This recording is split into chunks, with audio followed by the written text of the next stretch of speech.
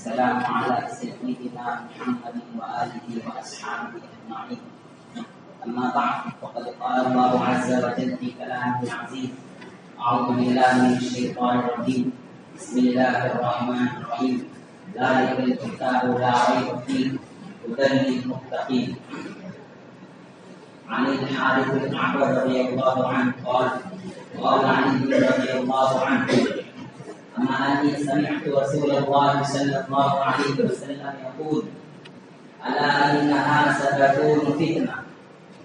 قلت: ما المخرج منها يا رسول الله صلى الله عليه وسلم؟ قال: كتاب الله فيه نبأ ما قبلكم وخبر ما بعدكم وحكم ما بينكم، هو الفصل ليس بالهزل، من تركه من جبار قسمه الله، ومن ابتغى الهدى في غيره أضله الله، أو كما قال عليه الصلاة والتسليم. اللهم صل على محمد النبي الأمي وعلى آله وسلم تسليما. رب اشرح لي صدري ويسر لي أمري واحلل عقدة من لساني يفقهوا قولي. معزز سامعین کرام،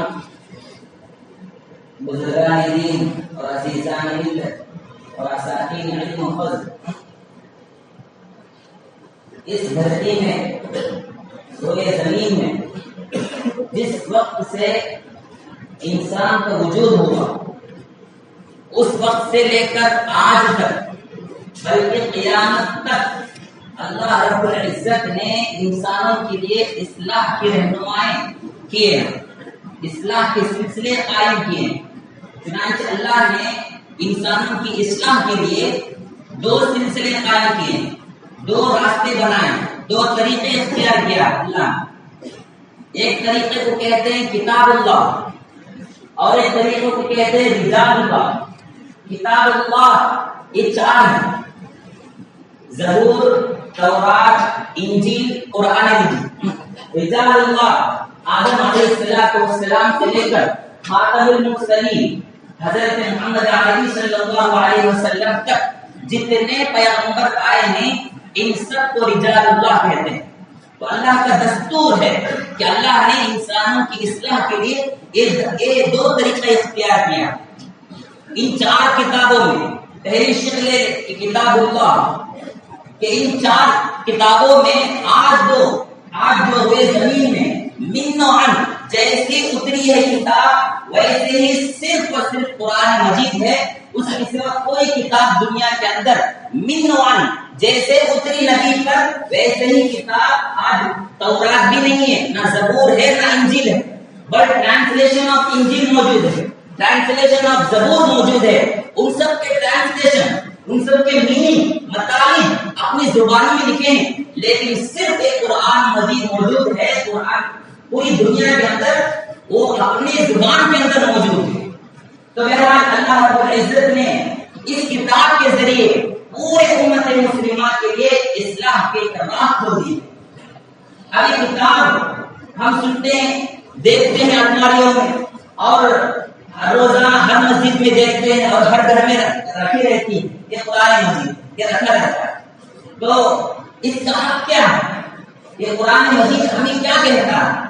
ہم روزانہ نیوز سنتے ہیں، اخبارات دیکھتے ہیں، لیکن کبھی ہمیں یہ توفیق نہیں ملتی کہ قرآن مجید ہم سے کیا مطالبہ کرتا ہے، یہ قرآن مجید ہمیں کیا کہتا ہے۔ 1400 سال سے پہلے سے اس دھرتی میں اتری ہے، نبی علیہ السلام پر اتری ہے، یہ کتاب ہمیں کیا کہتی ہے؟ اب اس کا حق کیا ہے؟ پہلے ہم یہ جان لیں کہ کتاب اللہ کا حق کیا ہے۔ کہ کتاب اللہ کے 4 حقوق ہیں، یہ قرآن مجید کے 4 حقوق ہیں۔ پہلا حق یہ ہے کہ ہم اس قرآن کو مانیں، اس قرآن پہ ایمان لائیں، اس قرآن پر یقین رکھیں۔ کیوں کہتے ہیں؟ ہم تو مسلمان ہیں بھائی، مسلمان کی یہ خصوصیت ہے کہ قرآن مجید پر ایمان لائے، لیکن کچھ لوگ ایسے ہیں کہ یہ قرآن جو ہمارے خوشنما مجلد شکل میں جو ہمارے پاس موجود ہے، مربع شکل میں، تشکیل مشکل کے ساتھ جو ہمارے پاس موجود ہے، اس کتاب کو وہ قرآن نہیں مانتے جو قرآن میں اللہ نے اتارا۔ کیا کہتے ہیں وہ لوگ؟ کہتے ہیں قرآن، اصلی قرآن تو لوح محفوظ میں موجود ہے، اصلی قرآن لوح محفوظ میں موجود ہے. یہ جو ہم پڑھتے کاغذات میں لکھے ہیں. اب اگر کوئی بندہ پڑھ رہا ہے, آپ جا کے ان سے کہو کیوں بھائی نیوز پڑھتے ہو, پیپر کیوں پڑھتے ہو, وہ کیا کہے گا؟ اگر اندھا ہو گیا کیا؟ میں تو قرآن پڑھ رہا ہوں, میں تو قرآن پڑھ رہا ہوں. اس سے یوں کہا جائے کہ نہیں یہ قرآن نہیں ہے بلکہ پیپر ہے. وہ کہہ رہا ہے اندھا یہ تو پیپر ہی ہے لیکن پیپر میں لکھا ہوا قرآن ہے. بس یہی فرق ہے. اسی کو اللہ تعالیٰ سب سے پہلے آیت میں اللہ کہتا ہے ذالک الکتاب. اللہ نے جب بات کی تھی تو اس میں کسی کو شک نہیں. نبی جب بات سنائے صحابہ سے تو اس وقت کسی کو شک نہیں تھا کہ یہی قرآن ہے. لیکن جب صحابہ لکھ کر دیے تو اس میں شک ہونے کا امکان تھا. اس لیے اللہ نے کہا ذالک الکتاب, یہ وہی کتاب ہے جس پر میں نے کلام کیا تھا اور جس کو اللہ کے نبی نے صحابہ سے پیش کیا. یہ وہی کتاب ہے. اس کے بعد اللہ رب العزت اس تفصیل آگے بیان کر رہا ہے. تو یار یہ پہلی چیز ہے کہ ہم کتاب اللہ قرآن مجید پر یقین رکھیں. یہ وہی کتاب ہے جو اللہ نے نبی پر اتارا. تو یار ایک پہلا حق ہے. دوسرا یہ کہ اس کو ہم پڑھیں, اس کی تلاوت کی جائے. یہ سب سے اہم حق ہے, سب سے اعظم حق ہے, سب سے بڑا حق ہے قرآن کہ ہم اس کی تلاوت کریں. اس کو صبح و شام پڑھتے رہیں. کیسے پڑھیں؟ کہ اللہ رب العزت قرآن کے اندر نبی پر حکم دیتا ہے کہ وَأَنْ أَتْلُوَ الْقُرْآنَ, کہ میں قرآن کریم کی تلاوت کروں. جا بجا کہتے رہتا ہے کہ اُتْلُو مَا أُوحِيَ إِلَيْكَ مِنَ الْكِتَابِ, کہ تم اس کتاب کو پڑھو جو ہم نے تم پر اتاری ہے. تو یہ اللہ نے خود نبی علیہ السلام پر یہ حکم دے رہا ہے کہ تم تلاوت کلام پاک کرتے رہو. آپ صحابہ کی حالت دیکھیے قرآن مجید کیسے پڑھتے تھے کہ ان لوگوں کو شکوہ ہوتا تھا, شکایت کرتے تھے اللہ کے پاس کہ اللہ راتیں کتنی چھوٹی ہیں کہ ہم قرآن مجید مکمل نہیں پڑھ سکتے. حضرت فاطمہ الزہرا سیدۃ النساء اہل الجنہ رضی اللہ عنہا فرماتی ہیں, ان کے بارے میں واقعہ لکھیں کہ ایک مرتبہ رات میں, سردیوں کی رات میں رکعت بعد کے کھڑی ہو گئی تھی. اب دیکھتی ہے کہ ایک رکعت دو رکعت پڑھی, جب سلام پھیر کے دیکھتی ہے تو صبح صادق ہو گیا. تو اس وقت وہ اللہ سے شکایت کرنے لگے فاطمہ الزہرا رضی اللہ عنہا, یا اللہ یہ کیسی بھلا کیسی رات ہے کہ میں قرآن مجید مکمل ہی نہیں پڑھ سکتا. تو یہ صحابہ کی حالت ہے. بلکہ اس سے بڑھ کر ہم دیکھتے ہیں کہ صحابہ کرام کیسے پڑھا کرتے ہیں. ایک صحابی کا واقعہ ہے کہ اللہ کے نبی علیہ السلام کے زمانے میں ایمان قبول کر لیے تھے, لیکن کسی وجہ سے اللہ کے نبی کی زیارت نہ ہو سکی. تو ایک مرتبہ وہ قافلے ہمیشہ یہی کرتے تھے کہ اپنے محلے سے باہر آیا کرتے اور مدینے سے جو قافلہ باہر آتا تھا, صحابہ کا جو قافلہ آتا تھا, ان سے پوچھ کے آیتیں یاد کر لیتے تھے اور یاد کر کے ان کو جو ہے حفظ کر لیتے تھے اور نمازوں میں پڑھا کرتے. آج ہمیں کوئی فکر نہیں ہے, کیوں چھپڑ پھاڑ کے ہمیں ہمارے ہاتھ میں دے دیں یہ تمہاری کتابیں پڑھا کرو. اس لیے ہمیں اس کی فکر ہی نہیں. اس لیے ہمیں سب سے پہلا حق یہ ہے کہ ہم قرآن مجید پڑھا کریں, قرآن مجید کی تلاوت کریں, صبح و شام پڑھا کریں. اس کے اندر کیا کیا ہے, یہ ہمیں کیا کہتا ہے, اس کو پڑھنے سے کیا کیا ہے. اللہ تعالیٰ کہتا ہے یا ایھا الناس قد جاءتکم موعظۃ من ربکم, اے لوگوں تمہارے رب کی طرف سے ایک نصیحت آموز اور نصیحت نسخہ آپ کے پاس پیش کر دیا گیا ہے. ایک سرچشمہ ہدایت آپ کے سامنے آ رہی ہے. موعظۃ من ربکم, اور اس کے اندر تمہاری جو بیماریاں ہیں اس کے لیے شفا بھی موجود ہے اور سراپا ہدایت ہے, ورحمت, اور سراپا رحمت. اس لیے قرآن جو پڑھتے ہیں, جس گھر میں پڑھتے ہیں, اس کے اندر رحمتیں اترتی ہیں. چنانچہ ایک حدیث میں حضرت حسین بن حبیر رضی اللہ عنہ کہتے ہیں کہ ایک مرتبہ گھوڑے کو باندھ کر وہاں نماز پڑھ رہے تھے, بازو میں ان کا چھوٹا بیٹا بھی کھڑا گیا, وہیں ان کو لٹا کے وہی نماز پڑھ رہے. جب نماز پڑھنا شروع کیے, جب قرآن زور سے پڑھنا شروع کیے تو گھوڑا ہلنا شروع کیا. ان کو ڈر ہوا کہ کہیں میرے بیٹے پر یہ حملہ نہ کر دے, کہ میرے بیٹے پر روک نہ لے. اس لیے جو ہے نماز کو آواز کو تھوڑا آہستہ کر دی, تو بدر کم کر لیا. پھر جب ان کو جوش محبت میں زور سے پڑھنا شروع کیے تو گھوڑا گزرنا شروع کیا. یہی حالت تہجد کی حالت صبح تک چل جب آواز پڑے تو بڑا لگ رہا ہے. جو ہی تہجد کی نماز ہوئی اور دعا کرنے کے لیے ہاتھ اٹھائے تھے تو کیا دیکھتے ہیں، خود روایت میں نقل کرتے ہیں، میں دیکھ رہا ہوں کہ آسمان کی طرف ایک روشنی جا رہی ہے، ایک بڑی روشنی جا رہی ہے. تو یہی خبر جا کے اللہ کے نبی علیہ السلام کی خدمت میں حاضر ہوئی، کہنے لگے اللہ کے لیے سب حالات پیش آئے. اللہ کے نبی نے کہا لو قرأت لأصبح ينظر الناس لا تتوارى منهم. اگر تو صبح تک یہی حالت تیری ہوگی تو پڑھتے ہی رہے گا تو مدینے کے رہنے والے سب لوگ فرشتوں کو دیکھ لیں. وہ جانے والے فرشتے تھے تو ایسے پڑھا کرتے تھے، جب پڑھتے ہیں تو فرشتے خود ان کے سامنے خدمت میں حاضر ہوا کرتے تھے. لیکن آج ہمارے کی فرصت ہی نہیں. ہم جب واٹس ایپ اسٹیٹس دیکھنے کے لیے اتنے دھن لگے ہو ہمارا دل ذہنوں میں کہ ہم کبھی قرآن کریم اٹھا کے پڑھنے کی توفیق نہیں ہوتی. آگے کہتے کہ قرآن کریم پڑھنا ہے، انگلش میں پڑھ لیں گے، تیلگو میں پڑھ لیں گے، تمل میں پڑھ لیں گے، کوئی زبان دوسری زبان میں پڑھ لیں گے. نہیں، اس زبان میں پڑھنے سے کوئی مقصد حاصل نہیں ہوگا. قرآن صرف اسی زبان میں پڑھنا ہے جس زبان میں اتری. اسی لیے یتلو علیہم آیاتہ ویزکیہم، ایک آیت 4 مرتبہ اللہ نے بعثت نبوی کے 4 مقاصد بیان کیے. اس میں سے پہلا مقصد اللہ کے نبی پر یہ اتارا گیا ہے یتلو علیہم آیاتہ. اور نبی کی شان یہ ہوتی ہے کہ اپنے صحابہ کو پڑھ کے سنانا. جب پڑھ کے سناتے ہیں تو کون سی زبان میں سنا؟ تلاوت تو صرف عربی زبان میں ہوتی ہے، اور عربی زبان اتنی آسان ہے کہ اس کو کہنے سے ہماری زبان بھی آسان ہے. آپ لوگ کہیں کہ کیسے آسان ہے، تم لوگ پڑھے اس لیے آسان ہے. اب ہم دیکھتے ہیں کسی انجینئر اتنی بڑی عمارت مطلب بوس عمارت بناتا ہے، ان سے جا کے پوچھو بھائی اتنی بڑی عمارت کیسے بنا کر دیا؟ تو کیا ہے چٹکی کا کام ہے، بائیں ہاتھ کے کورے کا کام ہے. ہم تو یہ اتنی بڑی کیوں محنت کیا ہے تو عمارت بھی کھڑا کر سکتا ہے، اگر محنت نہیں کیا تو مکھی کو بھی ہٹا نہیں سکتا. یہی حالت ہے آج ہماری. حالت یہی ہے کہ ہم تلاوت سے اتنے دور ہوتے ہیں کہ کبھی ہم سورہ فاتحہ پڑھنے کے بھی ہم تیار نہیں ہوتے.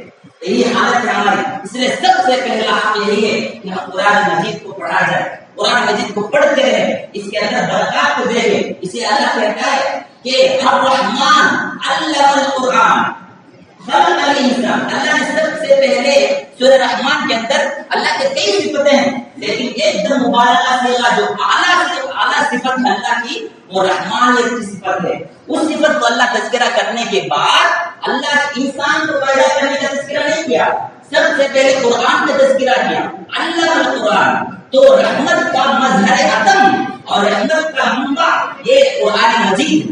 قرآن مجید کو اللہ نے انسان کو سکھایا اس لیے کہ وہ انسان اللہ تک پہنچ جائے، اللہ تک اس کی رسائی ہو جائے. تو بہرحال ہم دوسرا حق یہ ہے کہ ہم اس کو پڑھا جائے، اس کو پڑھتے ہیں. تیسرا حق ہے کہ اس کو سمجھیں. اب قرآن مجید کو سمجھنا ہے. اب کیسے سمجھیں گے؟ قرآن تو اتنا بڑا سمندر ہے کہ ہوتا زن آج تک اس کی موتیوں کو لے نہ سکا، تو کیسے بھی ہم پڑھ سکتے ہیں؟ تو اس لیے کہتے ہیں کہ اس کو خلاصہ کیا ہے. قرآن کے اندر کیا کیا ہے؟ قرآن کے اندر 6 مضامین ہیں. ایک وحدانیت، نمبر 2 رسالت، نمبر 3 قیامت، نمبر 4 احکامات کا تذکرہ، نمبر 5 پچھلے لوگوں کے نئے لوگوں کے حالات، اور چھٹا مضمون ہے برے لوگوں کی حالات. یہ 6 مضامین ہیں. ان 6 مضامین میں صرف ایک مضمون ہے احکامات. وہ چند آیات ہیں، چند آیتوں سے مشرح کرتے ہیں. وہ چند آیت کے علاوہ پورے قرآن کے اندر اللہ کی وحدانیت بھر پڑی ہے، اور اللہ کی رسالت، نبی علیہ السلام کی رسالت کے مضامین بھر پڑے ہیں، اور اسی طرح قیامت کے مضامین بھر پڑے. 500 سے زائد مرتبہ قیامت کا تذکرہ قرآن کے اندر موجود ہے. تو آج ہم قرآن کو پڑھنے کے ساتھ ساتھ اس کو سمجھنے کی کوشش کریں. اس لیے اللہ نے کہا وَلَقَدْ يَسَّرْنَا الْقُرْآنَ لِلذِّكْرِ فَهَلْ مِن مُدَّكِرٍ. ہم نے قرآن کو نصیحت حاصل کرنی ہے. لِلذِّكْر کہتے ہیں قرآن پڑھنے کے لیے، سمجھنے کے لیے نہیں، نصیحت حاصل کرنے کے لیے ہم نے آسان کیا. پھر آگے اللہ کہتا ہے چیلنج کے ساتھ فَهَلْ مِن مُدَّكِرٍ. کوئی ہے نصیحت قبول کرنے والا؟ اب اگر کوئی بندہ اس سے غلط مانا لے کہ بھائی کوئی ڈاکٹر بھی کہہ سکتا ہے، تفسیر بیان کر سکتا ہے، کوئی انجینئر بھی قرآن کی تفسیر کر سکتا ہے، وجہ کیا ہے؟ اللہ خود کہتا ہے آسان کر دیا. آسان کا مطلب ہم آدھے قرآن پڑھتے ہیں تو آدھا نہیں ہوتا ہے، پورا قرآن پڑھنا ہے. پورے قرآن پڑھتے ہیں تو اسی وقت ہمیں ہمارے پورے یقین آئے. تو یہ ہے نصیحت قبول کرنے کی. نصیحت قبول کرنے کے مضامین احکامات سے تعلق نہیں ہے. احکامات کے لیے ہم کسی عالم کے صحبت میں رہنا چاہیے. اسی وقت اس احکامات کے اندر جو تاثیر وہ ہمارے اندر آئے. ایسے دوسرے آیت میں اللہ کہتا ہے وَتِلْكَ الْأَمْثَالُ نَضْرِبُهَا لِلنَّاسِ وَمَا يَعْقِلُهَا إِلَّا الْعَالِمُونَ. ہم چند آیات اس کے اندر ایسے بیان کرتے ہیں لوگوں کے سامنے اس کو صرف جاننے والے ہی سمجھتے ہیں. وَمَا يَعْقِلُهَا إِلَّا الْعَالِمُونَ. اس سے معلوم ہوتا ہے چند احکامات ایسے ہیں قرآن کے اندر اس کو ہم کسی کے سامنے زانو تلمس طے کرنا ہے اسی وقت ہمیں یہ بات معلوم ہوگی. ورنہ اگر ہم کھول کے پڑھیں گے تو یہ اس میں ایک بات بھی سمجھنا چاہیے جناب کہ آسان کا مطلب یہ نہیں کہ ہم خود پڑھ کے اس پر مفسر بن جائے. یہ غلط ہے. کسی استاد کے سامنے ہم پڑھنا پہلے پڑھنے کی سیڑھی پر چڑھنا ہے اس کے بعد سمجھنے کی سیڑھی پر چڑھنا. اگر ہم پڑھنے کے لیے تیار نہیں ہیں اب کھول دیتے ہیں انگلش قرآن اور کہتا ہے اور کچھ پڑھتا ہے یاد پڑھتا ہے اور دوسرا مانا کر کے اپنے مطلب بیان کر رہا ہے.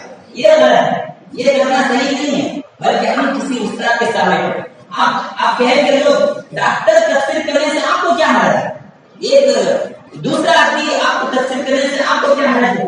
میڈیا میں کئی لوگ آ کے تفسیر کرنا شروع کر دیتے ہیں. ان کی تفسیر کرنے سے آپ کو کیا حرج ہے. وہ تو صحیح معنی میں کر رہے ہیں. یہ غلط ہے. ایک MBBS ڈاکٹر پیشاب چیک کرنے والا ڈاکٹر قرآن پہ کیسا قرآن کے بارے میں کیسے تفسیر کر سکتا ہے. ہاں کوئی آدمی یوں کہے کہ میڈیکل سائنس کی کوئی کتاب انگلش پڑھنا مجھے آتا ہے. کوئی آدمی یوں کہے بچہ ابا مجھے میڈیکل سائنس کی جتنی کتابیں ہیں شاید کہ میں سمجھ میں رکھ دو میں پڑھ کے کلینک کھولنے والا ہوں. کل پرسوں کلینک کھول دوں گا کلینک میڈیکل. تو ابا کہے گا قبرستان آباد کرنے کے بجائے تو کچھ بھی خدمت نہیں کر سکے گا. اس محلے میں سب سے پہلے قبرستان کے لیے جگہ خریدنا ہے اس کے بعد تیرے کلینک کے لیے ہم جگہ بولیں. یہی عادت ہوگی. اس لیے ہم سب سے پہلے ہم سمجھنے کے لیے قرآن پڑھنے کے لیے قرآن سمجھنے کے لیے کسی استاد کے سامنے اپنے ذہن تلمس کو طے کرنا ہے. اس کے بعد ہم بنیں گے.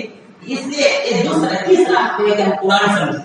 اور احکامات بھی ایسے ہیں کہ ہم خود سمجھ نہیں سکتے. ہم لوگ کہتے ہیں کہ ہم ہر چیز میں ائمہ کی بات مانتے ہیں ان کی باتیں مانتے ہیں قرآن کی بات کوئی نہیں مانتا.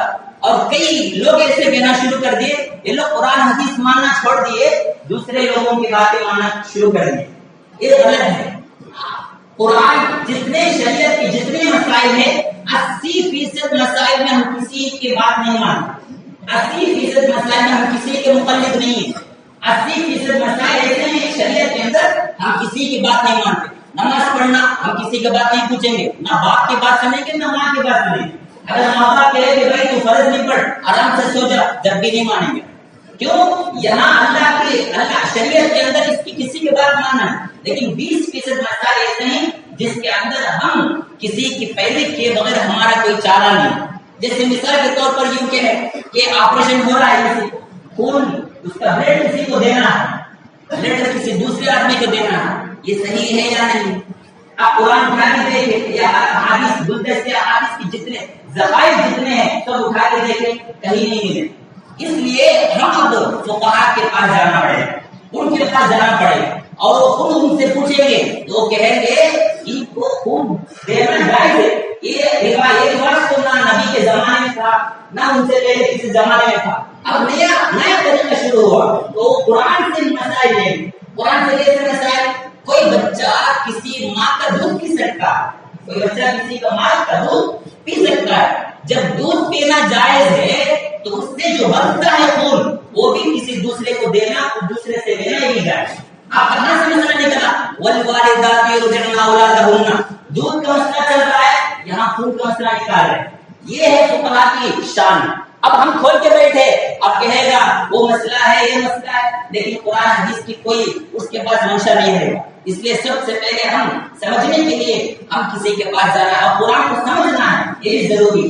نمبر 3 ہے قرآن پہ عمل کرنا. قرآن پہ عمل کرنا اور پورے قرآن کے اندر کیسے عمل کریں گے اس کے لیے علماء کرام ایک نسخہ بتا رہے ہیں کہ آسان نسخہ ہے کہ اللہ نے شروع آیت سے لے کر آخر تک قرآن کے آخر تک جتنے آیات ہیں جتنے واقعات ہیں سب میں اللہ تعالیٰ اور جتنے انبیاء کی زبان انبیاء کے اقوال موجود ہے، سب میں ایک لفظ تکرار کے ساتھ ملتے رہے گا، وہ لفظ تقویٰ۔ اب جتنے انبیاء کے الفاظ لے لے، حضرت ابراہیم علیہ السلام کا تذکرہ عنکبوت میں آ رہا ہے، وہ ابراہیم اذ قال لقومه اعبدوا الله واتقوا، تقویٰ کا تذکرہ۔ الیاس رحمۃ اللہ الیاس، حضرت نبی علیہ السلام الیاس وہ خود کہتے ہیں، ان کے بارے میں نقل کر رہا اللہ، اذ قال لقومه الا تتقوا، الیاس نبی میں کہتے ہیں کہ اذ قال اپنے قوم سے کہا کہ اللہ تتقون، کیا تم تقوی نہیں کرتے؟